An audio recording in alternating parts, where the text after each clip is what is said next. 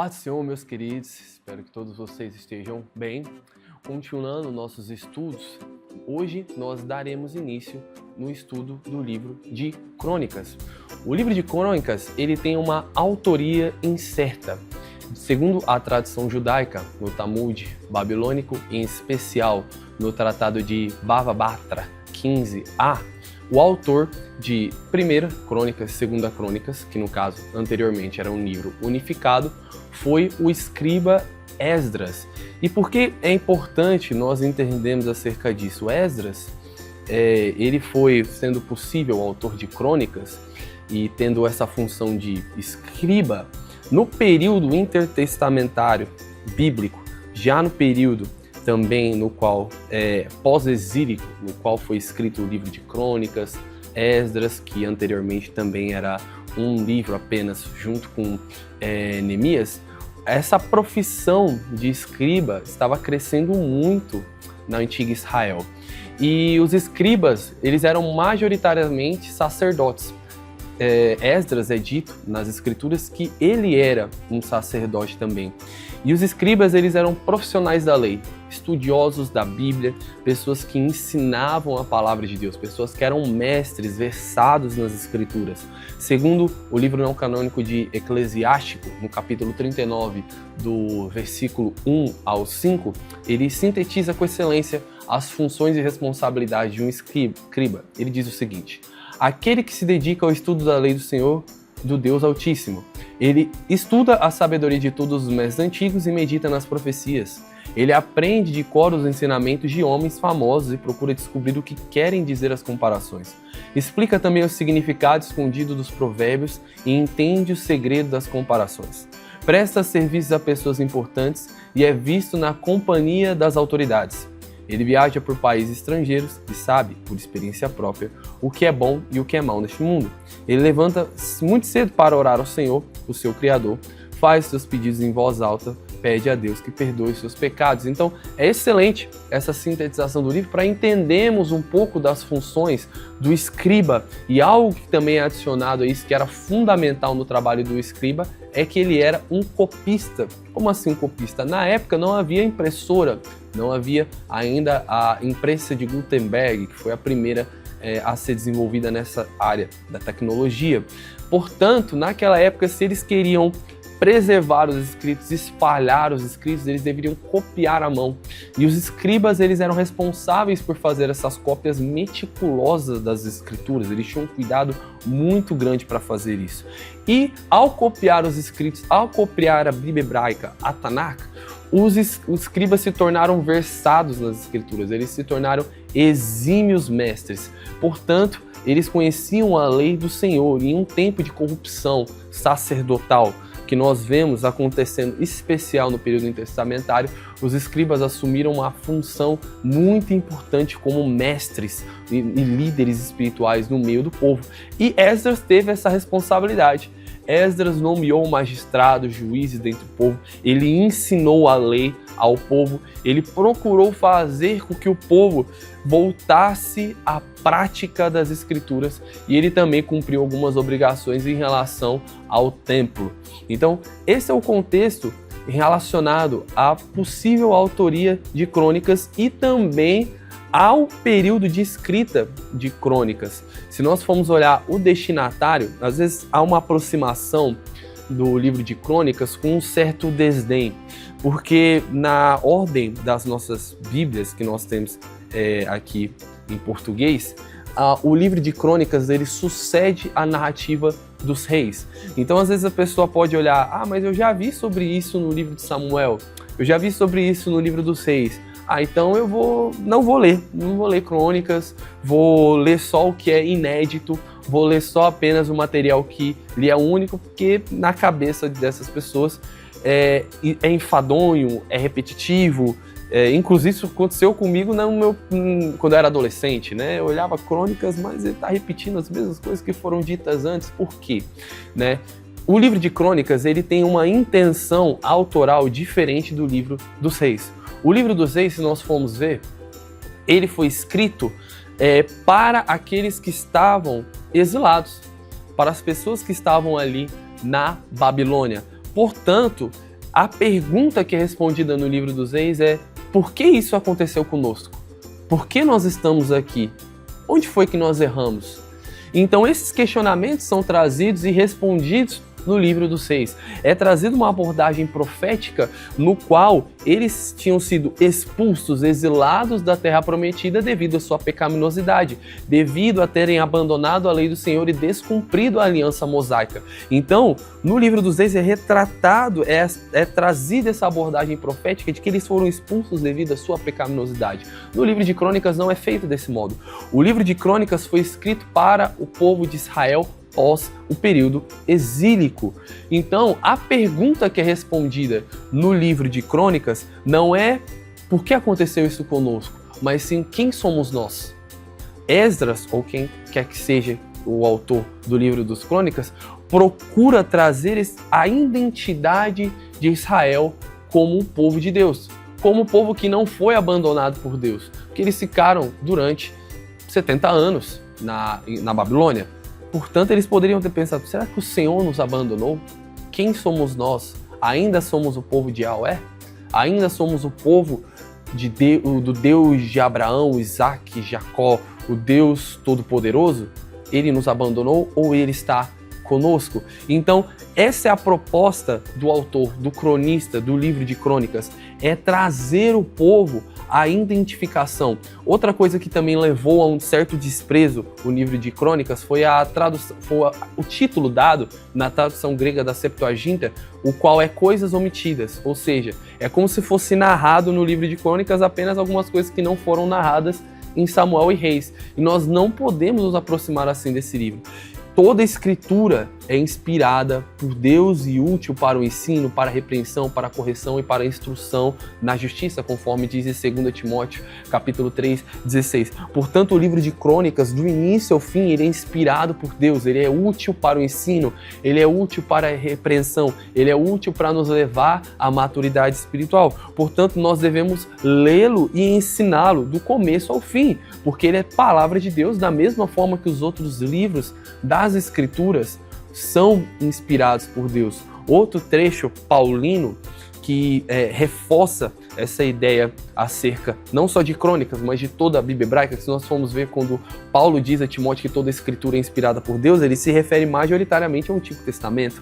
Não, o Novo Testamento ainda estava sendo escrito naquela época. Paulo diz que em Romanos capítulo 15, no versículo 4, pois tudo que foi escrito no passado foi escrito para nos ensinar, de forma que por meio da perseverança e do bom ânimo procedente das Escrituras, mantenhamos a nossa esperança. Portanto, o livro de Crônicas foi escrito também para nos ensinar, para que nós vejamos os exemplos e nós venhamos praticar as Escrituras, nós venhamos seguir a palavra do Senhor. Outra coisa que distingue o livro de Crônicas em comparação a Reis, em comparação a Samuel, é que o autor ele faz um rearranjo, ele faz uma espécie de adaptação retórica do seu conteúdo, com alguns comentários editoriais, no intuito de guiar a nação no período pós-exílico. Como assim? Ele faz uma readaptação, ele faz alguns comentários editoriais. Quando há uma ferramenta que ela é muito útil para a interpretação bíblica, que ela é chamada de crítica da redação. As pessoas que propuseram isso foram alguns teólogos da Alemanha no século XIX.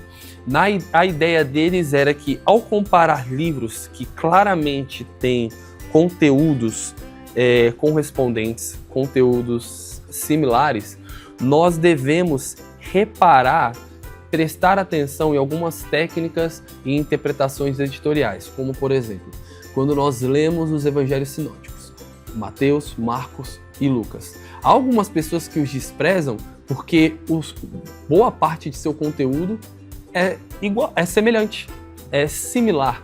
Há muito conteúdo correspondente entre eles. Então alguns falam: não, por que eu vou ler isso se é o mesmo conteúdo? Né? As pessoas às vezes só prestam atenção no conteúdo que lhe é inédito. Então, só que há um rearranjo que é feito.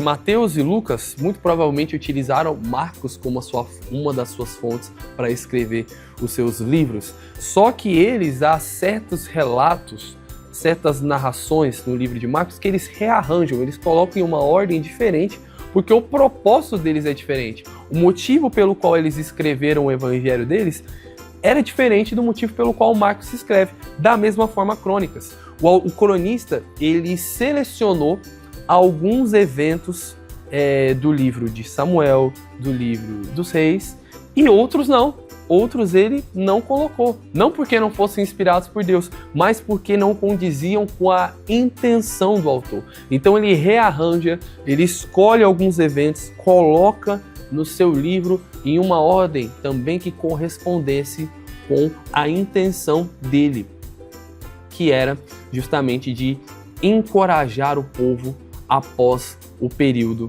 do exílio. Nós vemos um trecho que ele deixa isso bem claro ao comparar primeiro livro dos Reis, capítulo 8, e o versículo 16, com o segundo livro de Crônicas, capítulo 6, do versículo 5 ao 6. Há uma diferença, a única diferença que há no versículo é que o cronista diz: mas escolhi Jerusalém para que meu nome permanecesse ali, e escolhi Davi para governar sobre o meu povo Israel. Então ele adiciona que Deus escolheu Jerusalém em comparação aos reis. Ele usa o livro dos reis como fonte, mas ele diz que Deus escolheu não apenas Davi, mas que ele escolheu Jerusalém, porque o povo deveria entender naquele momento a importância de Jerusalém no plano de Deus. Qual que era a importância, qual que era a centralidade de Jerusalém no plano de Deus e da construção do templo e coisas semelhantes a isso. Então, portanto, o livro de Crônicas ele foi escrito nesse período pós-exílico, provavelmente 400 anos antes de Cristo, sendo o último livro do Antigo Testamento a ser escrito. E conforme eu mencionei na aula dos reis, naquela época os papiros, os pergaminhos, eles não comportavam o tamanho, tanto do livro de Samuel, tanto do livro dos reis, tanto do livro de Crônicas. Portanto, foi feita uma divisão em duas partes, mas isso não era feito dessa forma na Bíblia hebraica. Outra coisa que era diferente no livro de Crônicas da Bíblia que Jesus leu, da Tanakh, da Bíblia hebraica, é que o livro de Crônicas ele é o último livro do Antigo Testamento. O livro de Crônica ele fecha o Antigo Testamento, e isso é muito interessante porque ele é como se fosse uma síntese. Ele é como se fosse um resumo de tudo aquilo que foi dito antes, não só das partes narrativas. Nós vemos em diversos momentos o cronista trazendo questões litúrgicas, questões rituais dos levíticos e outros aspectos, Ele dá um fundo histórico muito importante, inclusive para os salmos, e portanto ele fecha, o Crônicas ele sintetiza todo o conteúdo da Bíblia hebraica, todo o conteúdo da Tanakh. E, inclusive, ele prepara o ambiente para a chegada do Novo Testamento. Nós vemos que algumas questões ficam no ar quando nós fechamos o cânon do Antigo Testamento com Crônicas, como fizeram os judeus. Onde está o rei da casa de Davi? É uma coisa que nós vemos. Crônicas, ele foca especialmente na dinastia davídica. Foca especialmente no reino do sul, no reino de Judá. Então ele tem um enfoque nessa descendência de Davi. Onde está o rei que fora prometido? Onde está o descendente de Davi que estabeleceria Israel na terra, estabeleceria o templo, faria Israel habitar na terra prometida e desse modo levaria as nações ao Senhor, faria com que Israel fosse luz para os gentios, como é dito no livro dos... acontece, cumprido no livro dos Atos dos Apóstolos no Novo Testamento. Então, ele fecha com essas questões, como Israel será plenamente restaurado na Terra Prometida. Israel foi levado novamente para a Terra Prometida no final de Crônicas, mas ele não foi totalmente restaurado, ele ainda estava sob a jurisdição, sob o governo do Império Medo-Persa, do Império Persa. Então, como ele seria restaurado? Como a presença de Deus voltaria para o meio do povo? Porque o templo é reconstruído, mas a presença de Deus gloriosa não é manifesta novamente no meio do povo, da mesma forma que foi quando foi finalizada a construção do tabernáculo e quando foi finalizada a construção do templo de Salomão. Onde está a presença de Deus no meio do povo? Quando as promessas da aliança serão cumpridas, Israel habitará em paz na terra, com o Senhor sendo seu governante. Quando o coração duro dos israelitas tornará-se em um coração novo, em um coração de carne, em um coração que é leal ao Senhor, porque Crônicas ainda relata a infidelidade do povo em diversos momentos, não tanto como é feito, porque não é no livro dos 6 e no livro dos Juízes, por exemplo, porque não é o foco, mas ele ainda relata isso, quando o coração do povo irá voltar-se ao Deus de Israel, ao Deus de Abraão, de Isaac e de Jacó. E nós vemos essa questão do fechamento do livro de Crônicas, inclusive em Lucas capítulo 11, no versículo 50 ao 51, que diz: pelo que esta geração será considerada responsável pelo sangue de todos os profetas derramado desde o princípio do mundo, desde o sangue de Abel até o sangue de Zacarias, que formou entre o altar e o santuário. Então Jesus aqui, ele diz da morte de Abel, Gênesis capítulo 4, até a morte de Zacarias, segundo a Crônicas, capítulo 24. Por quê? Porque a Bíblia hebraica começava em Gênesis, terminava em Crônicas. Então aqui nós vemos que Jesus, ele iria nessa ordem, né? Então, se nós queremos entender a Bíblia, como o povo, os apóstolos leram, Jesus leu, a igreja primitiva leu, como os judeus liam na época, é importante nós considerarmos Crônicas como o fechamento da Bíblia hebraica, como o livro que faz o resumo do que é dito, né? E nós vemos ainda acerca desse contexto da época, que após o povo permanecer 70 anos exilado na Babilônia, um grupo de israelitas ele retorna para a terra prometida aproximadamente em 458 a.C., sobre o decreto imperial de Ciro. Nós vemos esse decreto no último capítulo em 2 Crônicas, né? Ciro era o rei da Pérsia e isso cumpre a profecia de Jeremias. Então, o Império Medo-Persa derrotou a Babilônia, né? Rapidamente eles invadiram, pararam ali o fluxo do rio, mudaram o fluxo do rio, invadiram e então dominaram a Babilônia e houve o decreto de Ciro para que o povo voltasse para a terra. E ao povo voltar para a terra, eles tiveram diversas complicações para construir o templo, tiveram complicações porque havia casamento misto entre o povo. Então, Crônicas ele é escrito dentro desse contexto, para guiar o povo em relação ao templo, como seria a vida deles como povo de Deus. Eles estavam na Babilônia, muitas pessoas não viram Jerusalém. Havia muitos jovens, muitas pessoas novas que não viram a glória do antigo templo, né, como é dito no livro de Esdras. Então, eles deveriam ser reinstruídos acerca de como viver para o Deus de Israel.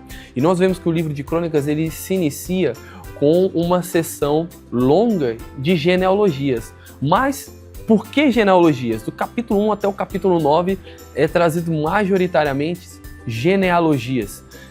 Para nós, hoje em dia, genealogias elas não têm muitas utilidades práticas, né? É bem menos do que naquela época. No entanto, as genealogias elas tinham uma função muito importante em Israel antigamente e ainda tem certa função de utilidade nos dias atuais. A sucessão real, por exemplo, a dinastia de Davi, o rei que viria da casa de Davi, o rei que deveria ser descendente de Judá e específico de Davi, o sacerdócio que deveria foi dado aos descendentes de Levi, em especial de Arão, as propriedades de terra, as heranças e diversas interações sociais, isso tudo eram definidos por meio de genealogia.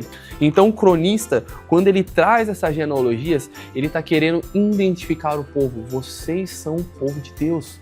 Vocês fazem parte desse povo pelo qual foi feita uma aliança anteriormente. O Deus de Israel estabeleceu uma aliança com os seus pais, então essa aliança também é de vocês. As promessas foram dadas aos seus pais, foram dadas aos patriarcas, portanto também são promessas de vocês. Vocês fazem parte dessa história redentiva. Então, o cronista ele quer colocar Israel no meio dessa história, no meio da história da redenção, no meio da história no qual que Deus esteve intervindo em Israel e estabeleceu alianças com ele, estabeleceu um relacionamento com o seu povo. Isso foi crucial para o povo naquela época, que teve diversos desafios, em diversos momentos eles desanimaram na construção do templo e em coisas semelhantes, em questões de serem fiéis à lei. Como eles deveriam ser fiéis à lei se eles não se entendiam como povo de Deus? Eles tinham que se identificar como um povo de Deus. Então as genealogias, por mais que elas não tenham um impacto muito grande para nós, na contemporaneidade, para eles naquela época isso era fundamental, Então, se nós formos ver, isso é muito importante, algumas aplicações que nós podemos trazer dentro dessas genealogias. O povo naquela época, eles não sabiam quem eles eram. Eles tinham esse questionamento em mente. Nós ainda somos o povo de Deus? Deus nos abandonou? Duas aplicações que nós podemos trazer para isso. A primeira em relação a Israel hoje. E em Israel hoje tem sido um tema que ele sempre esteve à tona, mas ele tem crescido e as crianças, elas ouvem isso nas escolas, ouvem isso na política, elas constantemente vão ouvir isso. Nas escolas tem muitos falando às vezes contra o povo de Israel.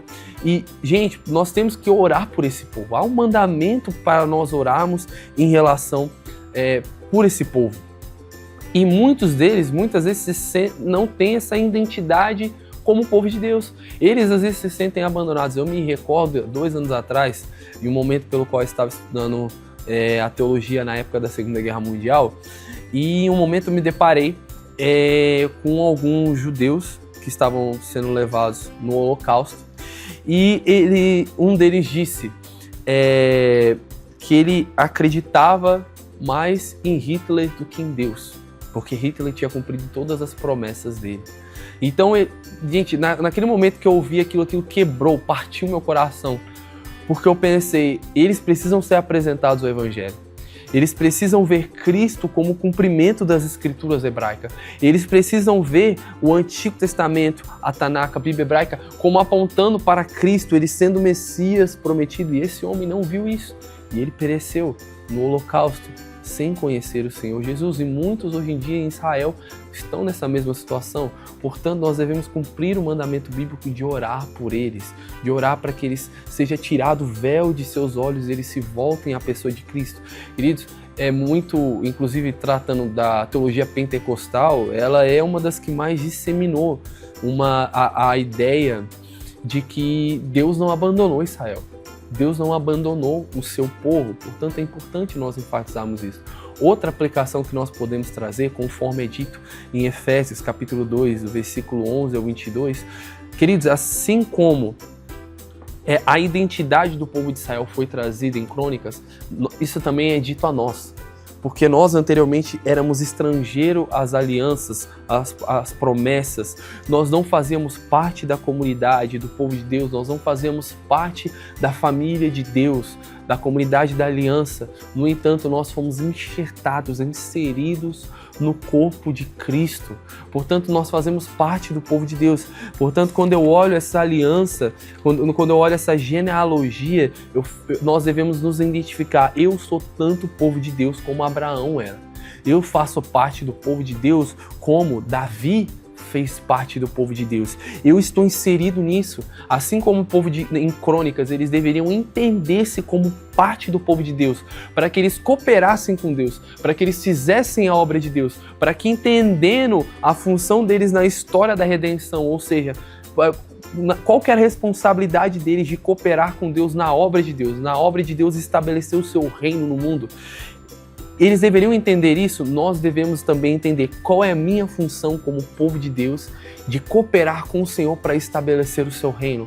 Qual é a minha responsabilidade? Eu estou inserido, eu faço parte do povo de Deus. Romanos capítulo 11, do versículo 17 ao 29. O apóstolo Paulo diz que nós, sendo partes de uma oliveira brava, fomos enxertados na oliveira cultivada. Ou seja, nós fomos enxertados nesse povo de Deus. Nós fazemos parte do povo de Deus. Então, eu acho interessante o movimento missionário que há, em especial nos Estados Unidos e na Europa, ele é chamado de Atos 29. E Atos 29 porque ele se vê como uma continuidade, né? Acaba Atos no capítulo 28, então agora nós, a igreja, nós somos o Atos 29, o Atos 30, o Atos em diante. Nós continuamos a missão de Deus. Nós fazemos parte dessa narrativa de pessoas que estão construindo, cooperando com Deus para que seu reino seja estabelecido na terra. É isso que nós oramos no Pai Nosso: venha a nós o teu reino, seja feita a tua vontade. E então o cronista, ele teve a intenção de cooperar para que o povo, eles vivessem em Jerusalém de modo correto, para que o templo fosse estabelecido, a presença de Deus fosse restaurada e o reino de Deus se espalhasse sobre a terra por meio de Israel. Da mesma forma, como nós devemos cooperar com isso? Qual que é a nossa função? E nós vemos, inclusive nessa linhagem, ele trata de Adão, de Sete, de Enos e de outros. E por que Adão? Né? Adão, um dos motivos de ser tratado sobre isso no início é porque ele foi exilado do jardim por conta do pecado. Assim como Israel foi exilado da terra prometida. Então vejamos, jardim, lugar da presença de Deus, onde o povo foi exilado. Terra prometida, o lugar da presença de Deus, onde o povo foi exilado, né? Então eles foram exilados por causa do pecado, assim como Adão. E eles foram levados de volta para a terra prometida, para o lugar de descanso, da presença de Deus, por causa das promessas de Deus, por causa da aliança que o Senhor havia feito com eles anteriormente. Então Israel, ele era visto como um Adão corporativo. Adão, nós vemos, né, na narrativa de Lucas, Adão, filho de Deus. Israel, algumas vezes no Antigo Testamento, ele é chamado de filho de Deus. Então ele é visto, né, que a obra em que Adão falhou, Israel cumpriria. Essa era a ideia do Antigo Testamento. Era dessa forma que os judeus se viam, né? Adão, ele teve a responsabilidade de cultivar e guardar, né? Era como o jardim do Éden, né? Como se fosse o primeiro templo. Então eles tinham essa responsabilidade de cuidar do jardim, de espalhar esse templo, de espalhar aquela realidade sobre toda a terra, cuidando do jardim, tendo filhos, né, se espalhando, né, sobre a terra. E agora, como eles caíram, isso é dado à descendência de Abraão. A descendência de Abraão agora são o povo sacerdotal de Deus. É o povo por meio do qual toda a terra se voltaria ao Senhor. E isso aconteceu de fato. De onde vem a palavra do Senhor? Vem de Jerusalém. Jerusalém, Samaria, até os confins da terra. Foi do povo judeu que nós ouvimos a mensagem do Senhor. Em especial, essa obra redentiva é cumprida em Cristo, filho de Davi. Né? E os apóstolos também eram judeus. Então Israel, ele deveria se ver como essa forma, dessa forma. Nós somos o povo por meio do qual Deus restaurará o cosmos. Nós somos o povo pelo qual Deus, ele resolverá essa questão do pecado. Nós somos o povo por meio do qual Deus resolverá todos os problemas da realidade. E isso é feito especialmente em Cristo. Especialmente em Cristo. Nós vemos que Paulo, ele também tinha essa ideia. Ele fala em Romanos capítulo 11 que se a rejeição de Israel gerou reconciliação de Deus com o mundo, quanto mais a vida deles, ela geraria, quanto mais a aceitação deles geraria a ressurreição dos mortos, né? Ela geraria vida entre os mortos. Então, portanto, quando Israel for restaurado, gerará a vida entre os mortos, ou seja, ele fala da ressurreição dos mortos, né? Quando Jesus, ele retornar para a terra. Então Israel, ele tem uma responsabilidade muito grande no plano eterno de Deus. E nós vemos adiante na narrativa de Crônicas a respeito de Davi. Nós vemos que a narrativa de Saul, ela é muito curta, porque o foco justamente é a dinastia de Davi. O foco é a casa de Davi. O foco são as obras que foram feitas por meio deles, e o foco é fazer com que o povo entenda a importância do templo, a importância de Jerusalém. E Davi é interessante porque o cronista, ele não narra muitos dos erros de Davi. São poucas coisas erradas que Davi fez que são narradas em Crônicas. Por quê? Porque não é o foco do autor. Ele já começa no início narrando a conquista de Jerusalém, porque ele está novamente trazendo a centralidade, a importância de Jerusalém no plano de Deus, como lugar que ele estabeleceu para a sua presença habitar. Então ele já começa narrando a conquista de Jerusalém. O autor, ele também narra em diversos momentos quando a arca é trazida de volta, o retorno da arca. Ele trata da questão de quando Davi ele estabelece uma liturgia em Jerusalém. Davi ele fez algo que foi inédito. Ele recebeu por revelação do Senhor a planta, né, do templo, assim como Moisés ele viu um modelo do tabernáculo nos céus. Davi ele recebe do Senhor a planta de como deveria ser o templo. E Davi, então, ele estabelece ali, né, os músicos, ele estabelece cantores, ele estabelece adoração 24/7 em Jerusalém, ou seja, 24 horas, 7 dias na semana, assim na terra como no céu. Davi estabelece aquilo em Jerusalém. A casa de Davi, né? O tabernáculo de Davi, ele é estabelecido em Jerusalém com uma adoração 24/7. Então, nós vemos esse foco do cronista na presença de Deus. Sempre foi a intenção de Deus habitar no meio do seu povo. Um dos versículos que mais se repetem ao longo da Bíblia é: eu serei o seu Deus e vocês serão o meu povo, né? E eu habitarei no vosso meio. Esse é um versículo que se repete inúmeras vezes ao longo das Escrituras, e especialmente no Antigo Testamento. Por quê? Porque ele mostra a centralidade não só do livro de Crônicas, ele mostra a centralidade da Bíblia. Na Bíblia nós vemos Deus ele redimindo a humanidade, né? Não que ele vá salvar todos, mas redimindo o ser humano, trazendo ele de volta a ele. Ele promove salvação por meio de Cristo e ele redime, ele restaura todo o cosmos de modo que no fim de Apocalipse ele vem e habita em nosso meio. E esse é o foco que é retratado em Crônicas, Deus habitando em nosso meio. Como Deus habitará no meio do seu povo? Então Davi, ele um homem apaixonado pela presença de Deus, um homem que diz: com uma coisa peço ao Senhor e essa buscarei, que eu possa estar na sua presença. Essa questão relacional com Deus, o cronista ele relata isso, como a arca é trazida, como o povo deveria ter o seu relacionamento com Deus. E Davi também ele é retratado no livro de Crônica como um tipo de Cristo. Nós vemos em 1 Crônicas, no capítulo 15, versículo 27, que Davi ele é tanto rei, tanto sacerdote, ele também é profeta. Davi ele vestia as roupas sacerdotais. Muitos dos salmos são davídicos, né? Davi ele entoou canções ao Senhor. Então ele foi um sacerdote, ele foi um rei, ele foi um profeta, né? Ele foi movido pelo Espírito para compor canções, né, para falar palavras da parte do Senhor. Então ele também tinha esse papel profético, né? Eu disse na aula dos reis que o profeta ele tinha essa função de ser arauto, né? De ser o porta-voz divino. Então Davi também era um profeta, ele era um tipo de Cristo, né? Então, portanto, nós temos ali parte do ministério de Cristo sendo pré-anunciado em Davi. Jesus ele é o rei que foi prometido, ele é o rei que governará a partir de Sião todas as nações da terra, né? Então Davi ele é esse arquétipo, ele é esse tipo de rei. Jesus ele é o nosso sumo sacerdote segundo a ordem de Melquisedeque, e Jesus ele é o profeta como Moisés, né, que é dito no livro de Deuteronômio. Ele é aquele que foi aguardado. Então Davi ele prenuncia o ministério de Jesus. Jesus ele é aquele que tabernaculou entre os homens, né? A presença de Deus corporalmente, né, habitando em nosso meio, né?